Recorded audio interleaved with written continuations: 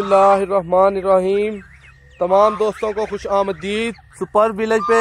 दोस्तों एक और एहतियाती तदाबीर कि आप अपनी डेयरी फार्मिंग के लिए क्या क्या एहतियाती तदाबीर कर सकते हैं, कीड़े मकोड़ों से आप कैसे बच सकते हैं, कौन से परिंदे या जानवर आप अपने शौक के लिए साथ रख सकते हैं जिसकी बिना पर आप उन कीड़े मकोड़ों से बच जाएंगे। भाईजान से आपका तारुफ कराते हैं। आप इस चीज़ को एज अ बिजनेस भी इस्तेमाल कर सकते हैं। तमाम मालूमात आपको इसमें बताते हैं कि कैसे आप ब्रीड करवा सकते हैं, कैसे ज़्यादा से ज़्यादा बच्चे हासिल कर सकते हैं, कैसे आप इनको ज़्यादा से ज़्यादा बच्चों को बचा सकते हैं। अस्सलाम वालेकुम भाईजान। जी वालेकुम सलाम। की नाम है मेरे भाई दा? जी नुमान। नुमान साहब कदों का शौक तुसीं अपना शुरू किया है? जी कोई 2-3 साल हो गए। 2-3 साल हो गए ने, ठीक हो गया। अच्छा भाईजान, 2-3 साल दे विच तुसीं किन्ने जेड़ा ना अपना बतखे ब्रीड करवा चुके हो या किन्ने वेच चुके हो? एक जोड़ा 5000 ਦਾ ਲਿਆ ਸੀ। ठीक है ਤੇ ਉਹਦੇ ਤੋਂ ਯੋਗੋ ਜਿਹੜਾ ਨਾ ਬੱਚੇ ਲੈ ਕੇ ਤੇ ਵੇਚ ਛੜੀ ਦੇ ਨੇ जी। ठीक है ਤੇ ਕਮ ਸੇ ਕਮ ਮੈਂ ਵੀ ਜਿਹੜਾ ਨਾ ਮਾਲ ਹੈ ਕੋਈ 50000 ਦਾ ਹੈ। सही है। अच्छा भाईजान, इन्हां दे अंडे जेड़े ने बतख एक औसत अंडे डेली का एक दिंदी है या किहदे हिसाब नाल अंडे दिंदी है? एक दिंदी है डेली का। एक दिंदी है। महीने ते किन्ने अंडे हो गए? 3 अंडे हो गए, ठीक हो गया। अच्छा भाईजान, 3 अंडे जेड़े ने ਉਹ ਇਹ ਪਾੜਾ ਕਦੋਂ ਮਲਦੀਆਂ ਨੇ ਜਾਂ ਬਰੀਡ ਅਸੀਂ ਕਦੋਂ ਕਰਵਾ ਸਕਨੇ ਆ ਇਹਨਾਂ ਤੋਂ? ਅੰਡਿਆਂ ਤੋਂ ਬਾਅਦ ਪਾੜਾ ਮਲ ਲੈਂਦੀ ਬਸ। 3 ਅੰਡੇ ਦੇਣ ਤੋਂ ਬਾਅਦ ਫਿਰ ਬੱਚੇ ਜਿਹੜੇ ਨਿਕਲਦੇ ਨੇ ਇਹਨਾਂ ਦੇ ਉਹਦਾ ਕੀ ਹਿਸਾਬ ਹੁੰਦਾ ਹੈ? ਕਿੰਨੇ ਦਿਨ ਪਾੜਾ ਮੱਲੀ ਰੱਖਦੀ ਏ ਤੇ ਕਿੰਨੇ ਬੱਚੇ ਜਿਹੜਾ ਨਾ ਸਾਰੇ ਹੀ ਬਚਦੇ ਨੇ ਜਾਂ ਨਹੀਂ ਬਚਦੇ? ਬੱਚੇ ਨਿਕਲਦੇ ਆ ਸਾਰੇ ਲੈ ਕੇ ਤੇ ਨਿਕਲ ਆਂਦੀ ਹੈ।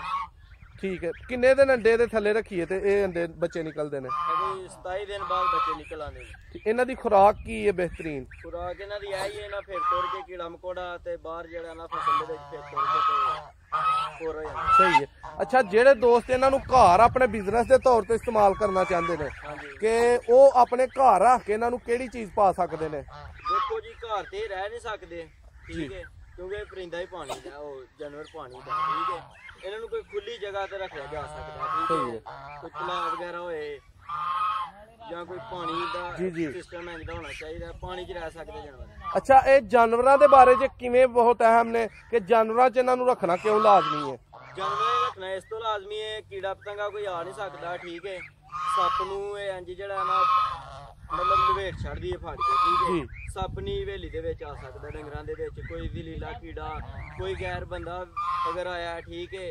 हुण बोली भी तां जानदे ने, ठीक है, कि इन्हां दे लागे खड़े, ठीक है। सही है। इन्हां कोई मतलब लागे नहीं कुछ है आंदी, ठीक है। अच्छा, इन्हां नूं भी किसी चीज़ तो खतरा है? जिहड़ी चीज़ इन्हां नूं कोई नुकसान पहुंचा सकदी है?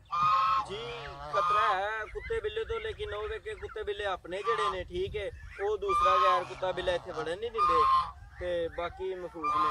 अच्छा, गोश्त खान दे हिसाब नाल खुराक दे लिहाज नाल असीं इन्हां नूं खा सकने आ ते इह औसतन किन्ना एक जेड़ा बतख है या बतख अपने पूरे अरूज च होए ते किन्ना गोश्त दिंदा?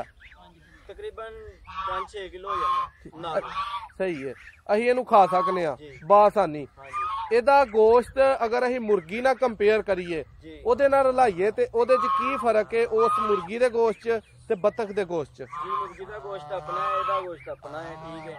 ਉਹਦਾ ਇੱਕ ਹੋਰ ਜ਼ਾਇਕਾ ਹੈ, ਇਹਦਾ ਹੋਰ ਹੈ। ਠੀਕ ਹੈ, ਸਹੀ ਹੋ ਗਿਆ। ਅੱਛਾ ਭਾਈਜਾਨ, ਇਹਨਾਂ 'ਚ ਬਿਮਾਰੀਆਂ ਖਾਸ ਕਿਹੜੀਆਂ ਹੁੰਦੀਆਂ ਨੇ? ਬਿਮਾਰੀਆਂ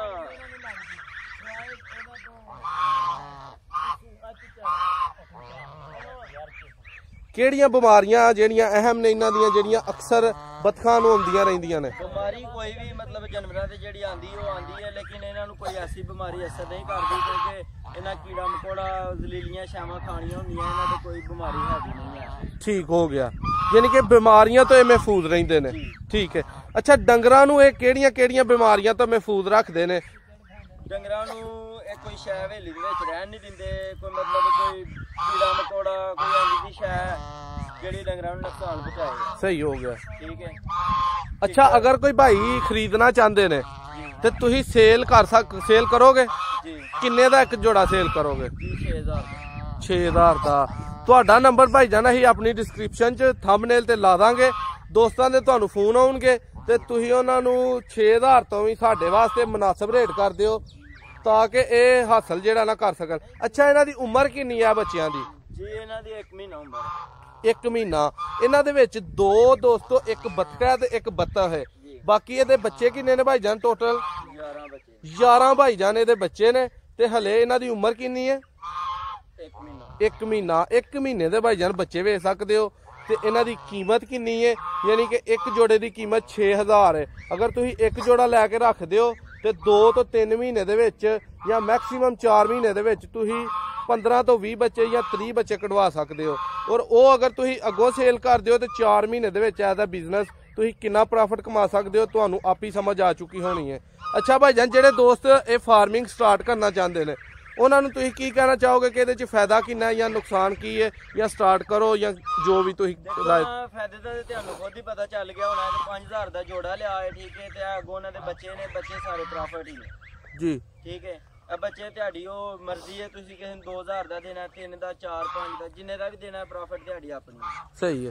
ਪਾਣਾ ਤੁਸੀਂ ਇਹਨਾਂ ਨੂੰ ਹੈ ਕੁਛ ਨਹੀਂ ਨਾ, ਫਿਰ ਤੁਰ ਕੇ ਤੇ ਜਿਹੜਾ ਨਾ ਰੱਜ ਲੈਣਾ ਹੁੰਦਾ ਜੀ ਜੀ। ਅੱਛਾ ਭਾਈਜਾਨ, ਇਹਨਾਂ ਨੂੰ ਕੋਈ ਵੈਕਸੀਨ ਟੀਕੇ ਵਗੈਰਾ ਬੱਚਿਆਂ ਨੂੰ ਲਗਵਾਏ ਜਾਂਦੇ ਨੇ? ਜੀ ਨਹੀਂ। ਠੀਕ ਹੈ। ਅੱਛਾ, ਇਹ ਜਦੋਂ ਬੱਚੇ ਛੋਟੇ ਹੁੰਦੇ ਨੇ ਉਦੋਂ ਇਹਨਾਂ ਨੂੰ ਕਿਸੇ ਜਾਨਵਰ ਤੋਂ ਖਤਰਾ ਹੁੰਦਾ ਜੀ? ਕਿਹੜਿਆਂ ਜਾਨਵਰਾਂ ਤੋਂ? ਬੱਚੇ ਅਗਰ ਮਾਂ-ਬਾਪ ਲੈਦਾ ਹੋਏ ਤੇ ਬੱਚੇ ਲੈਦਾ ਹੋਣ ਤੇ ਫਿਰ ਖਤਰਾ ਹੈ, ਮਾਂ-ਬਾਪ ਲਾਗੇ ਹੋਏ ਤੇ ਫਿਰ ਕੋਈ ਖਤਰਾ ਨਹੀਂ ਹੈ। ਠੀਕ ਹੋ ਗਿਆ ਭਾਈਜਾਨ, ਬਹੁਤ ਸ਼ੁਕਰੀਆ ਆਪਣੀ ਮਾਲੂਮਾਤ ਸਾਡੇ ਦੋਸਤਾਂ ਨਾਲ, ਵੀਵਰ ਨਾਲ ਸ਼ੇਅਰ ਕਰਨ ਲਈ। ਦੋਸਤੋ, as a business, as a ਸ਼ੌਕ, ਐਜ਼ ਅ ਯਾਨੀ ਕਿ ਇਖਤਿਆਤੀ ਤਦਾਬੀਰ ਤੁਸੀਂ ਇਹਨੂੰ ਆਪਣੀ ਫਾਰਮਿੰਗ ਲਈ ਇਸਤੇਮਾਲ ਕਰ ਸਕਦੇ ਹੋ। ਵੀਡੀਓ ਪਸੰਦ ਆਏ ਵੀਡੀਓ ਨੂੰ ਲਾਈਕ ਲਾਜ਼ਮੀ ਕਰੋ। ਮਜ਼ੀਦ ਬਿਜ਼ਨਸ ਔਰ ਫਾਰਮਿੰਗ ਵੀਡੀਓਜ਼ ਲਈ ਸਾਡੇ ਚੈਨਲ ਨੂੰ ਸਬਸਕ੍ਰਾਈਬ ਕਰੋ। ਬਹੁਤ ਸ਼ੁਕਰੀਆ।